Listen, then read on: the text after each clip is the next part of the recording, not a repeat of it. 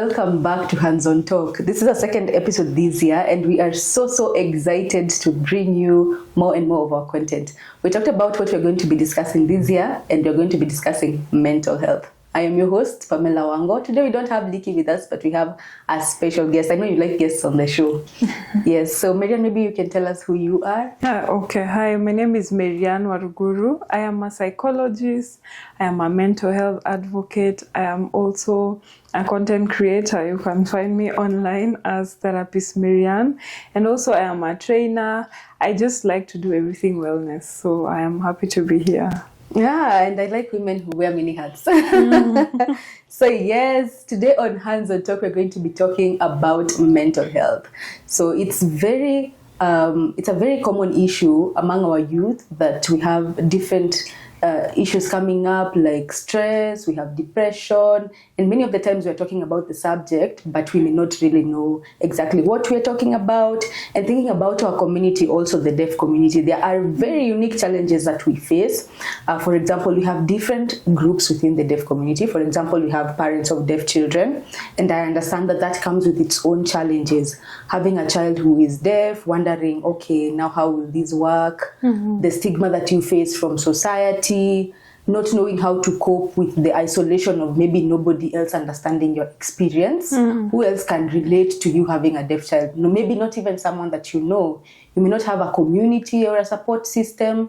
And the same applies to children of deaf adults, right? Nobody understands your experience. Everybody's like, what do you mean your parents are deaf? So many questions about that, some stigma that you may experience. And I also know that a common issue that comes up for people in our community, especially children of deaf adults, is that you may not have the language to express yourself when you're younger. You may have an issue, you have big emotions. Small children who can speak to their parents are just like, I'm feeling this and this. It's so easy to communicate. But maybe when you're growing up as a child in a household where people are using sign language, you may not have developed that language by the time you were growing up at certain ages, that maybe you needed to express yourself, you needed someone who could understand you, and you did not feel like you had that. So there's so many issues that come in the community. Thinking about the deaf community, acceptance when maybe you went deaf at whatever age. Maybe you were young and you, by the time you were realizing yourself, you're like, oh, I'm deaf. The isolation again within the household. You're not able to communicate with your parents, maybe your siblings if they cannot sign. So there's a bit of isolation, making friends, the friend groups, and thinking about also the deaf community and how interconnected we are. Everybody goes to the same schools. We are just the same community. I know almost everyone almost knows me. So when something happens, you find that there is that condition where you can find people stigmatizing, a lot of gossip. You know how it is within small communities, that something small can blow up out of proportions and it can make you feel so distressed. So there are many unique challenges that we face as a community, and sometimes we may not have the knowledge to know how to handle these issues. We may not have the knowledge as a community to know how to support one another, to know how to handle one another with care. So this is the conversation that we're going to be going in today on Hands On Talk, of course. Where else would you find such content? Only here. So please like, subscribe, and of course watch our previous videos and share with your friends, share with your family, share with everyone. So I just want to hear from you, Maryanne, and maybe what are some of the things that you can tell us, first of all, about mental health generally, and then now we can go into the small, what are the issues? How can we cope with these issues? And maybe where can we seek help? Over to you. Mental health for me, I like to describe it as three things. We have the behavior, we have the feelings, and also we usually have the thoughts. When people hear mental health, they think of mental illness, which is the illnesses, just the way you have physical illness, you also have physical health. So when you talk about mental health, we're just talking about the general well-being of our mind. So that translates into our behaviors, that translates into how we are feeling, and also what we are thinking. So that being said, these three things usually get affected when our mental health now is not okay, when we are going through issues, when we are struggling. So sometimes, let's say in terms of thought process, I can get affected in the sense of I am constantly overthinking. Some people talk about overthinking, like you're just thinking about the same thing over and over. Yeah. And mostly we don't overthink about positive stuff. It's never that, oh yeah, I am overthinking that I'm going to be a millionaire. Yeah. No, it's usually the negative. So that it could also be some people get confused, they can't think clearly. Maybe I'm trying to solve a problem, I can't even think through. Sometimes also ni ile watu wanasema niko stress. So it's, you have a lot of thoughts going on in your mind and you really just want it to stop, but it can't.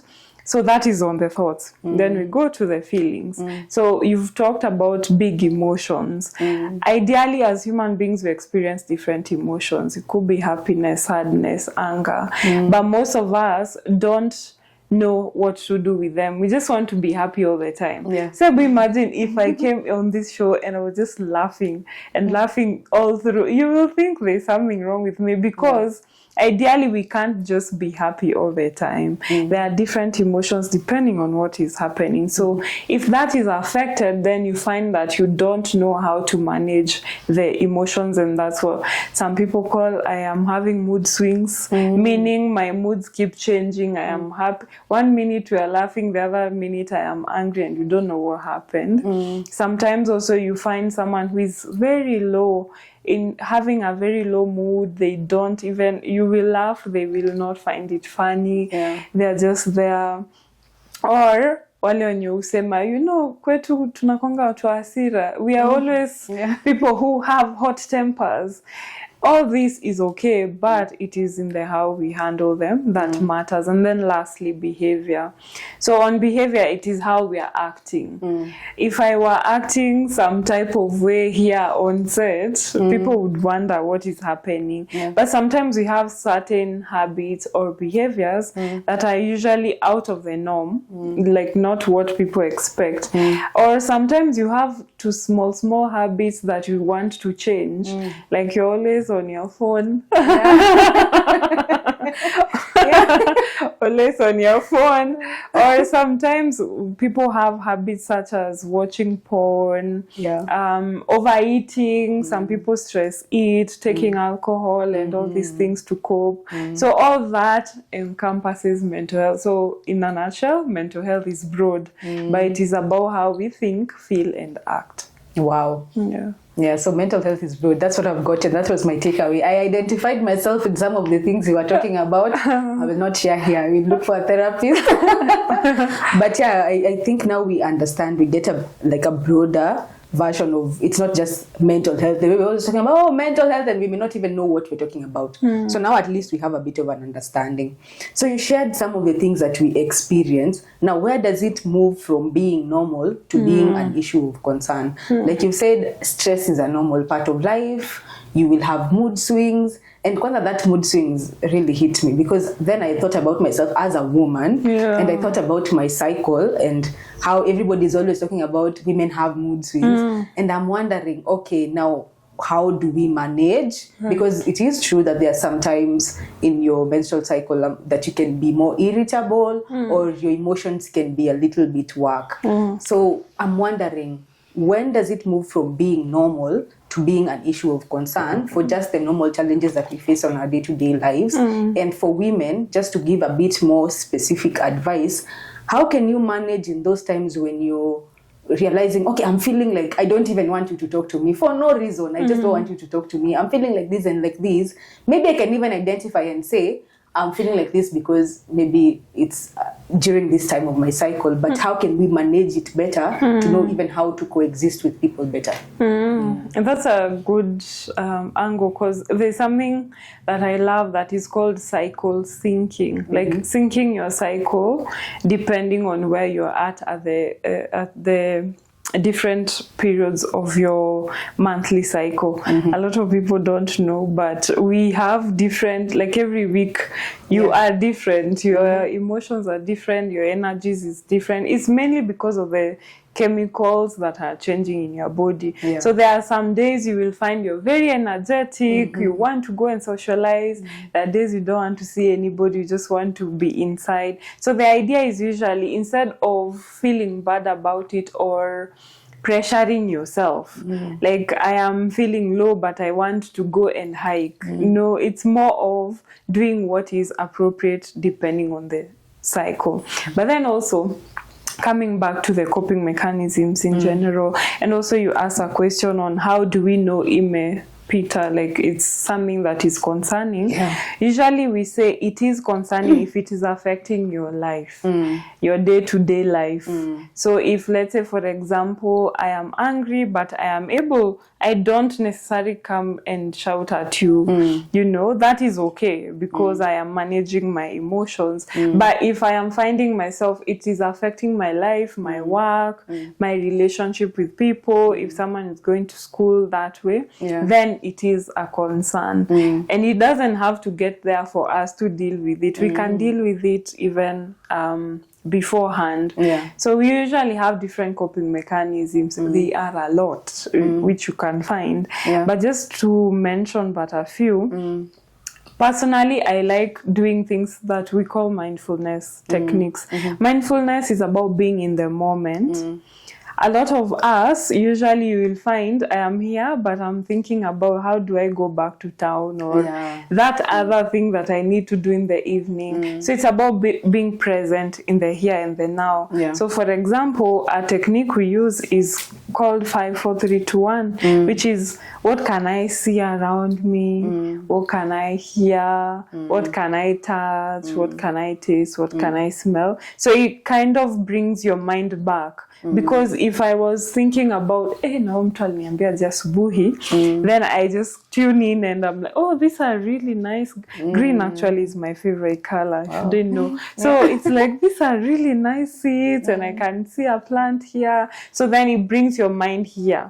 Because most of the time, whenever we are actually depressed, we are thinking about the past. Whenever we are anxious, we are thinking about the future. So it's more of coming back here and now. So that is one of them. Some of them, people, I think the common ones are like deep breathing, just take deep breaths. It may look like such a simple thing, but it really helps because we are actually paying attention to how we are breathing, and also we are engaging our body by bringing in oxygen in our body. Some of them, one of the ones that I really love is also journaling.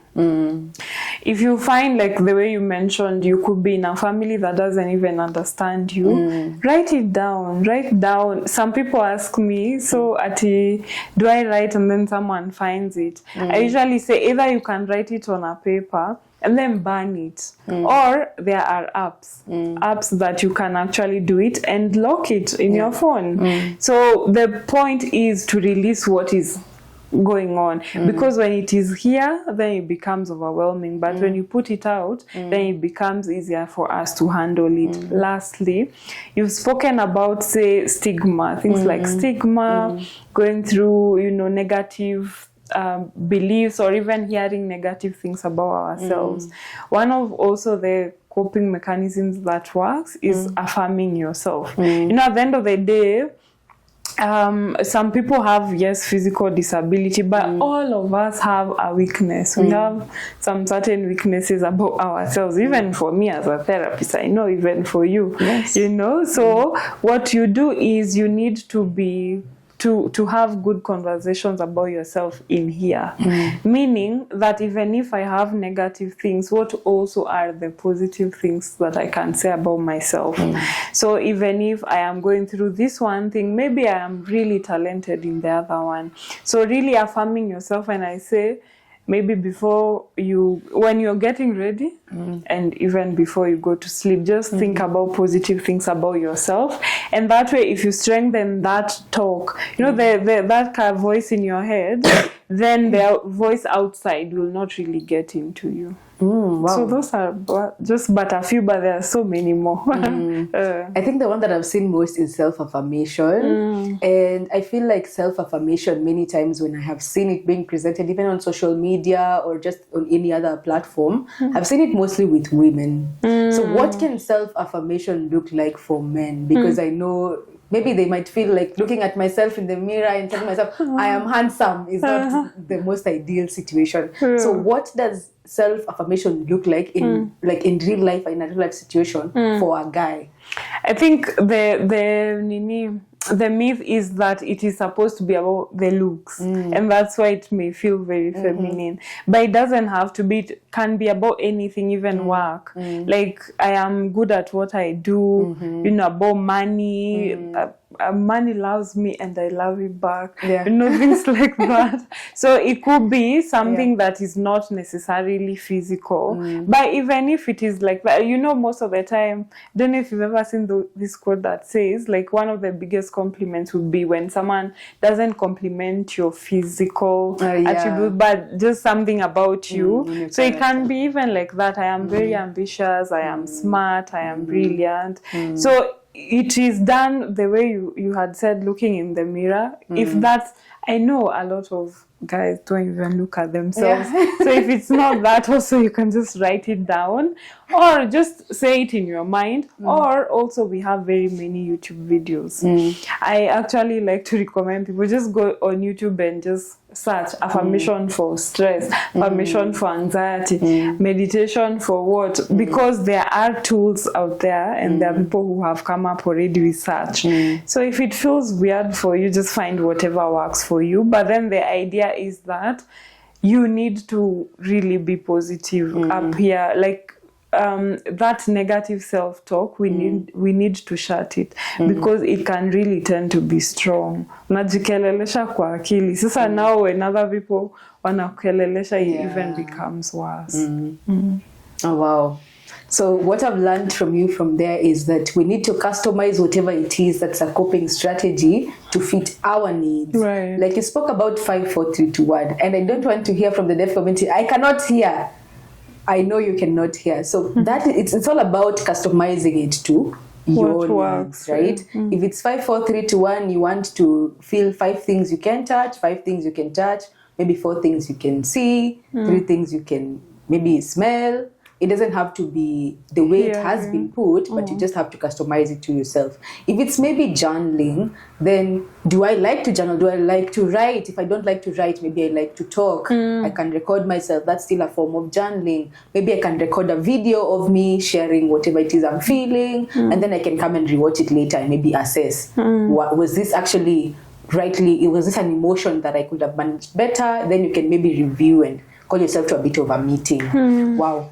These are really good nuggets of how we can take care of ourselves, our mental health, and make sure that we are mentally fit. Because it's not about saying I am not stressed, but knowing how to manage your stress. It's not about not being angry, but when you're feeling anger, how can you manage that emotion better? And I know that in the deaf community, we have so many emotions. We have a lot of interdependence. There's a lot of, like, for example, you playing supportive roles, and that can have its own type of stress. So it's about knowing how to manage your emotions, knowing how to manage those around you. So maybe we can talk about what are some of the common issues that exist and how can we identify them. That's such that maybe I'm feeling this at this moment, I can say, oh, this is stress. Or maybe I'm feeling these things and I'm wondering, why am I feeling like this? Then I can know, oh, maybe this is anxiety. Because I feel like if we can identify it, if you can give it a name, then you can know how to manage it better. So maybe let's go into some of the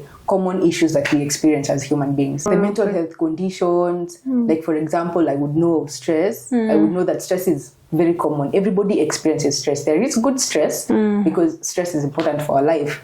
And I maybe you may wonder, how is stress important for your life? But I hear there's a condition called zero stress, and it's not good for you. If you have nothing to stress about, you have nothing that is pushing you, nothing that is making you feel motivated, nothing that your life will actually depreciate more than appreciate. You would think it will appreciate, but it will depreciate. So stress keeps us in a moment of, you know, unasonga na rada, you're moving with the times, you're being alert. Yeah, so maybe we can talk about, there is stress, there is what are the other conditions that we normally hear about, but we may not really know what they mean. The way you've said about stress, I usually give an example of, I imagine if we were still in the Garden of Eden, just waking and chilling and eating fruits. That sounds so boring. Like, you want something that encourages you to go out and do something. That's why we are here, for example. So usually we say there's a certain optimal stress. If you imagine like a graph and then there's a curve, so it goes up, that is how the optimal stress should go. But then it gets to a point where now it starts curving downwards. That's when now it is extra or excessive stress, which now can affect us. So the idea is usually, we say stress is when the challenges and the way you cope zinajaribu kuoutweigh each other. So the ideal is when the stress and the challenges are at a balance. So I am having challenges, but I can be able to manage.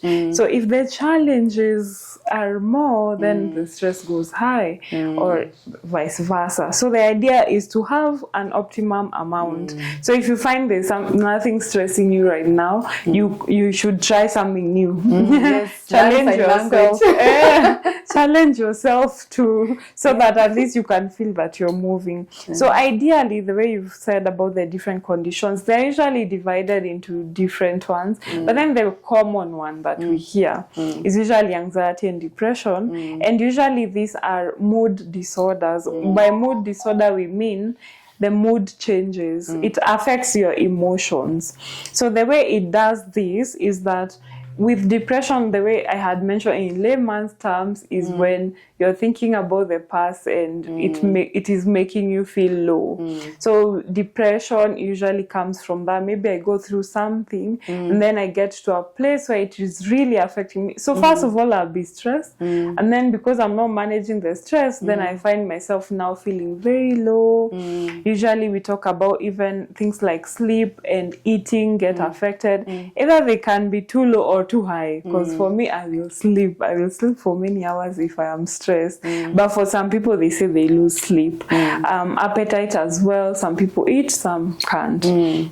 It also goes in terms of the thought process. I get very negative. You have very negative thoughts. You're just thinking of negative things. And it gets to a point where someone now feels hopeless, helpless. They feel like they can't get out of the situation. And that's what also leads to suicidal ideations, and also now people attempting suicide. So that is how it flows. So the point is we catch it, because as we're saying, stress is okay, but then it's like if I don't take care of myself, then it's going to go there. And then with anxiety, it is now, like I said, the future. So it is this extreme sense of worry and fear that I have about something wrong is going to happen. So it could either be I am anxious about coming to this show, that now I am just very unsettled. I feel very restless. Unapata you can't even sleep well.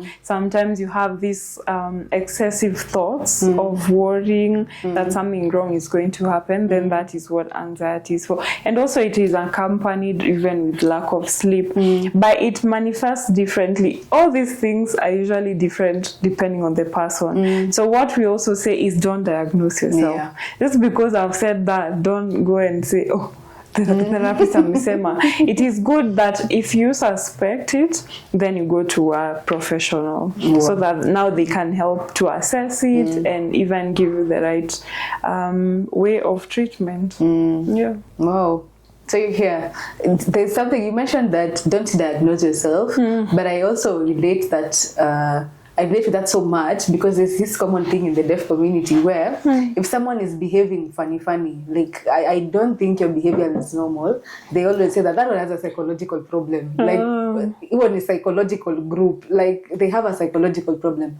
So how can we also, now that we've said don't diagnose yourself, I would assume don't diagnose others also. But how can we help when we realize, okay, I feel like my friend has an issue, they've been looking kind of depressed, they've been looking kind of sad, I think maybe there's something going on. Instead of me saying, I'm psychological, like what can I do to help? And am I even in a position to help? Because then another issue that comes up for so many people is, I'd want to help, we're not exactly friends.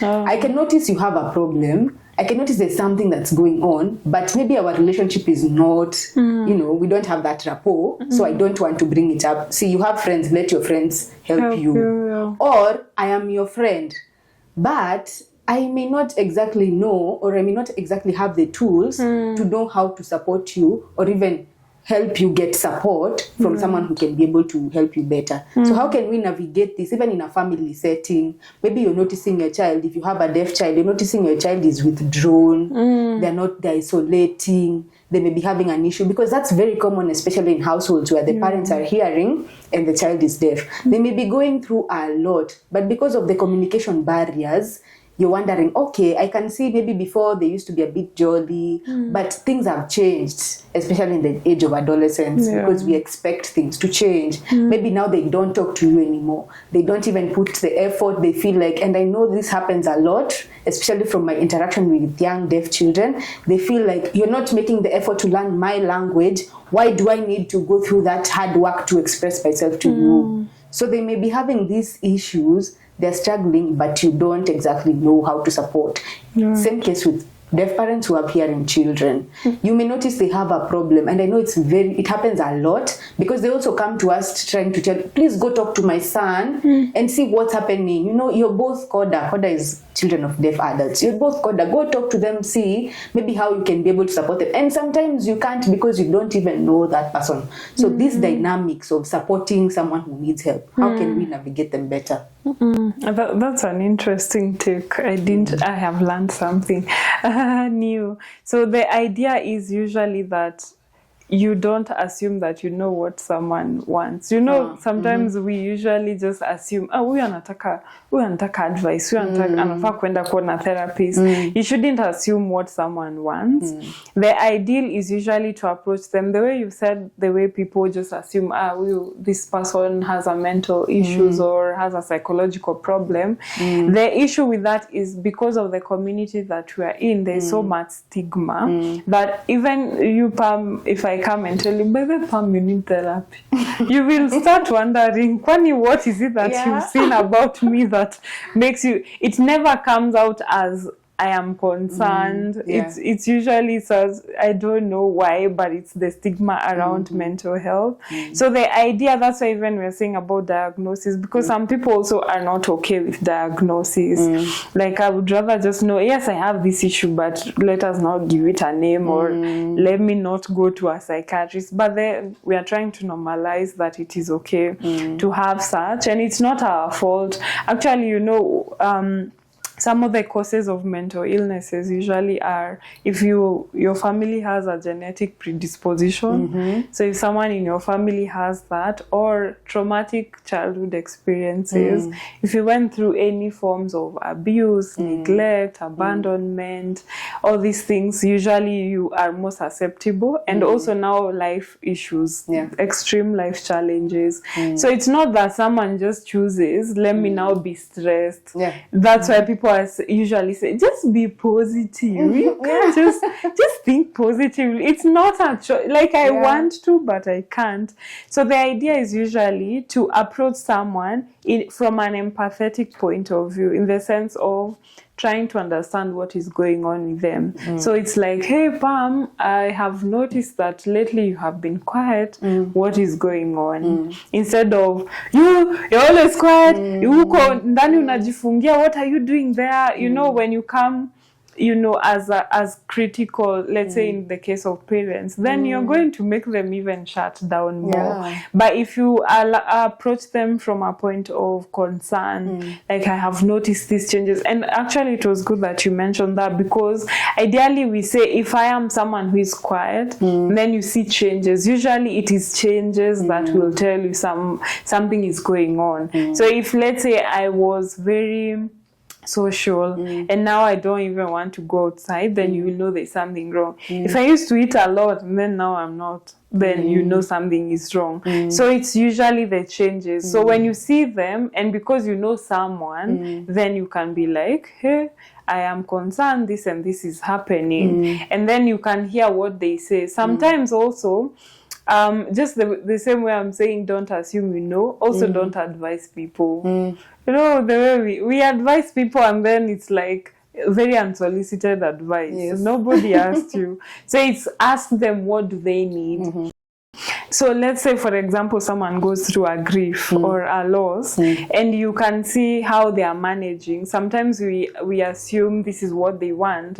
So you can just be like, by the way, I'm sorry for your loss. How can I be there for you? Sometimes someone wants you to just be around and not speak. Someone else wants to speak. Someone else just wants you to come and help them with, you know, taking care of the guests, for example. So ask someone, what do they need? And then also, if you notice that it is getting serious, like they are trying and it's not working, that's when we now seek for professional support. And especially if someone goes through these suicidal ideations, and some of them of course wouldn't tell you, but you can tell from the conversations they are having, you know, when I die, or if I die, or leaving you this and this. So when it gets there, then it is serious and people really need professional help. And now the good thing is we have platforms like this where someone can reach out and find a therapist or a psychiatrist. We also have them in the main hospitals. All main hospitals right now have therapists and psychiatrists. So someone can just be like, I see you're struggling, could we consider? And then take them. Don't just give them a contact and leave it. To them at that moment, they're maybe in their low.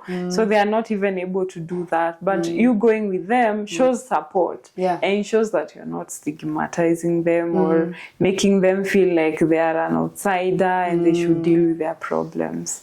Wow. Okay, so my takeaway there was go with the person, because I feel like I'm in the group of sending you the contact and being like, you know, apply some self-initiative. But go but with it the depends. person. You know, if it is this the good thing is now people are very woke and aware and going for therapy. So maybe you depending on how you see me, maybe you can tell that I will do it. But you know, when someone is extremely low and they are really going through a hard time, then now you would need to even take them. But even when you're giving them contacts, you can be like, oh, and if you want to, I can go with you, so that at least you feel supported. So it just depends. Again, depends on the individual and what they are going through. Customization is key. Customize to your setting and what your actual needs are. Sorry. So I'm going to be asking us about, now that we've found out what are the common issues that we can deal with, how can we support other people, how can we help ourselves, we've learned a few coping techniques. Now I want to find out if I want to identify a therapist. I have seen that I have this issue. I've sat down with myself, I've observed myself, I've asked myself these questions over some time. I've been able to see that I've been feeling low for a while. I've been feeling anxious for a while. I think I need support. What are some of the things that we can consider when we are looking for someone to support us, maybe in terms of a therapist? Because I know it's not common in Kenya that people would go for a therapist. So if I'm considering going for a therapist, maybe I can share my experience. The very first time I considered seeing a therapist, I was in campus. And I went to the guidance and counseling office, and there was a therapist there. And the first interaction that we had, I sat down with her and she confused me for someone else. Yes. And she started telling me, oh, last time we had a session, you told me this and that. And I was like, no, this is the first time we are meeting. So already we did not start off on the right note. And it took me a while before I just thought about even looking for another therapist, right? So when I was looking for my second therapist, I didn't know what I was going to be looking for exactly. And I just, I cast a wide net. And the person that I reached out to, I didn't get the reception that I also expected from them. Maybe I thought that they would be a bit more, like engaging. I thought maybe we would talk about, they would engage me more. You will come for the session at this time. This is the nini. I thought they would at least brief me more on what to expect, which was not there, which is why I felt like, am I really going to be going in to therapy with this person who I feel like is not putting in the work. So how can we know what to look for even when we are looking for a therapist, even in terms of gender? Is it important what type of gender I go to? Is it important age? Because I was also thinking about, I want someone who can relate with me, but I also want someone with experience. Like, you know, these small nuances, how can we navigate them when we are looking for a therapist? I think they are very personal, depending on what someone wants. Again, very personal. Yes. So the idea is that you need to have in mind what you are looking for, because we have so many therapists. A lot of people don't know, but we have thousands of therapists out there, and who you can easily just Google therapist near me and find. But then the idea is that also you need, and this is the good thing, that at least a lot of therapists are coming up even in the social media spaces, just so that at least you can see, okay, so do they deal with what I am going through? So a lot of them usually list that. Them, I mean by us, a lot of us list what we handle, so that at least you can tell. And then the other part is now the way you've talked about the age factor. There's something we call transference in therapy, in the sense of we transfer our feelings to the therapist depending on someone in our life. So some people say, if I go to an older therapist, they will feel like my mom, and I don't want that. I want someone younger. Or someone else will be like, hey Maryanne, you look too young. Can you even help me? For me, I allow it. If someone asks me about my age, I usually am like, already you have cancelled me in your mind, so let me give you someone older. And it is okay, because at the end of the day, the therapeutic relationship, your relationship with the therapist is really important, and it actually plays the biggest role in therapy, not even their techniques or what. It is the relationship. Do you feel comfortable? Do you feel confident? Do you feel that they are competent? Because for me, I remember when I started out, I listened to my client, and then later on I was like, so what do I do with this information? So the more and more we practice, actually we get better. Like right now, it's so hard for me to, I don't even remember the last time I was stuck, in the sense of I didn't know what to do. But you see, it comes with time, with practice, and also the practice, there's also side education that we do. Hey, the number of podcasts I've listened to, the number of trainings I've done, so that I get better, really matters. So those are some of the questions you can ask. What is your experience?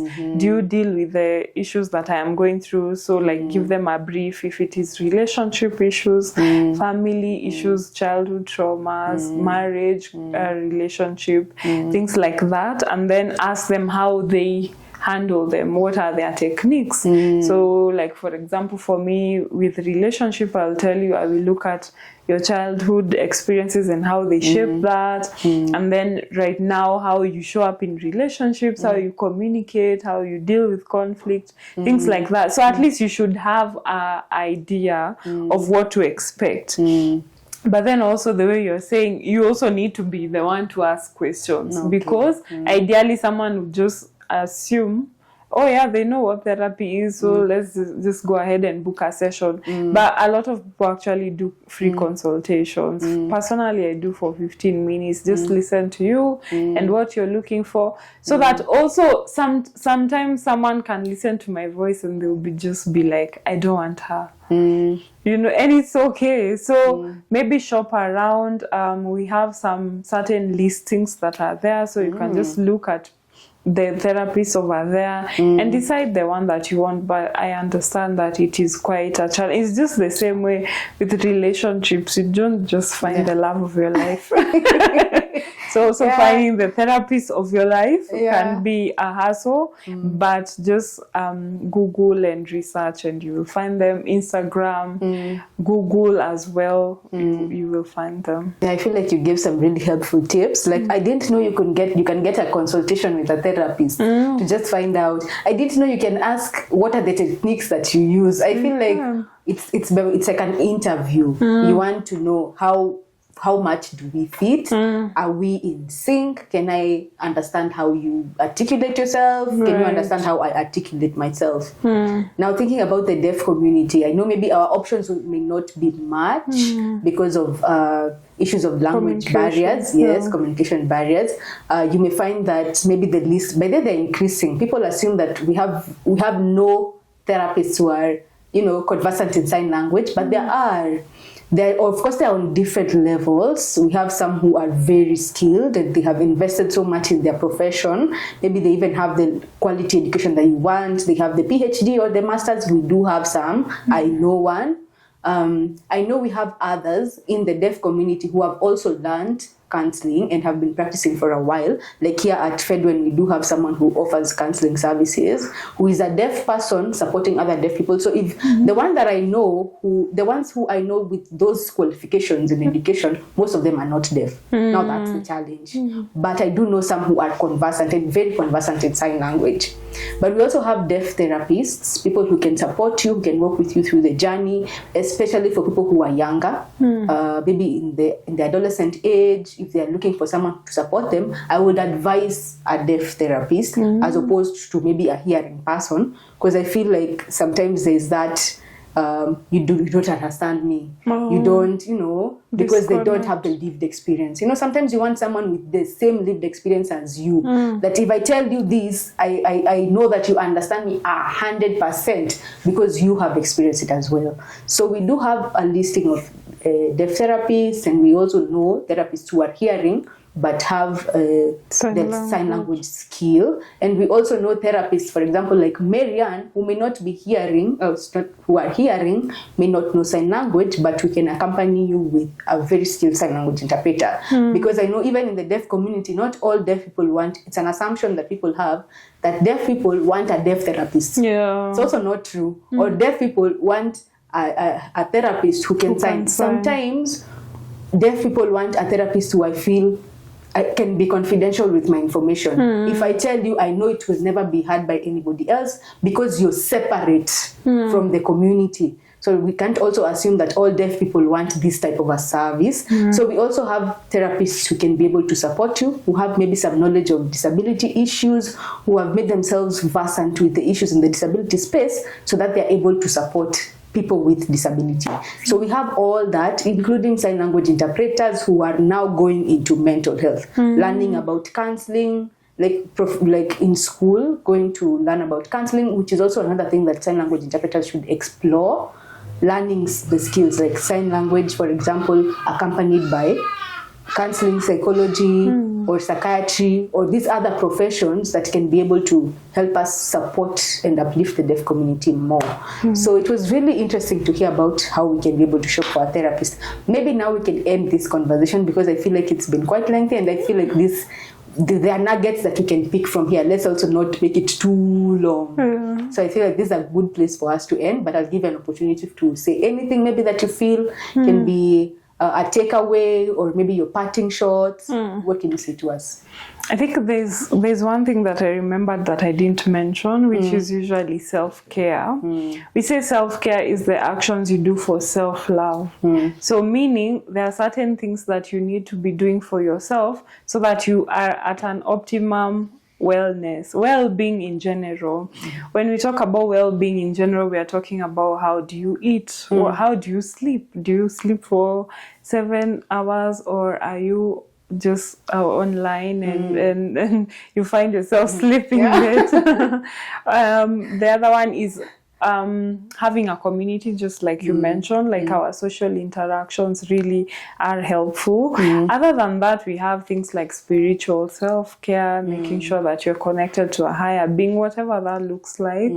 It could also be things like the way we talked about journaling, just making it a habit. Things like making sure that you're having fun in your life, because ideally if you don't take care of yourself, who will? You will be depending on someone else to do it for you, and it will never really be enough. So we need to take care of yourself, and like I said, it's an action of self-love. So if you don't do it, do you really love yourself? Food for thought. Yes, food for thought. And we say self-care is not selfish. Yeah, you need to take care of yourself because, like you've said, nobody else will do it for you. And I think my biggest takeaway from even this conversation, apart from my other takeaways, is what you've just said right now, that we need to be intentional about having fun. I think that is, like, we're not cultured to do that.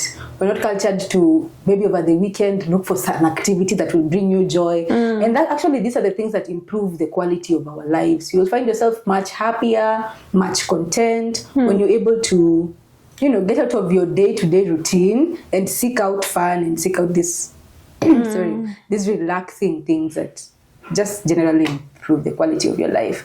So I think that's a good place for us to end. I do not have much to say, but to remind you to subscribe to our content, to share with everybody that you know, whether they're in the deaf community or not, because then again, we never know who you'll meet, who you can share to, and it's important for us to learn these things so that we're even more intentional about the programming that we do, because I insist so much on programming. If you're in the mental health space, you need to be able to program even for people with disability. We need to know how to actually make programs that reflect the reality on the ground.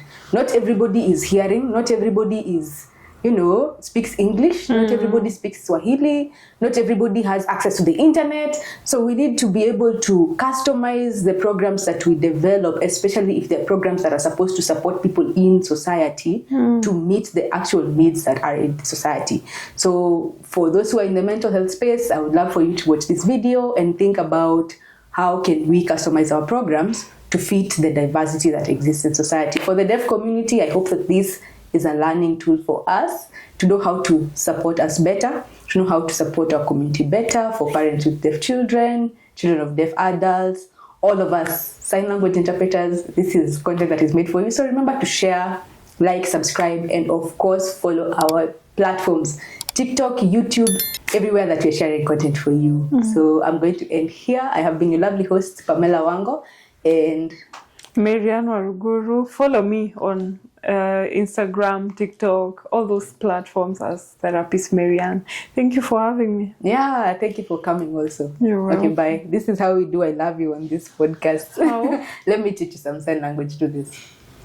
Wait. Yes, this is I love you. Oh. Yes.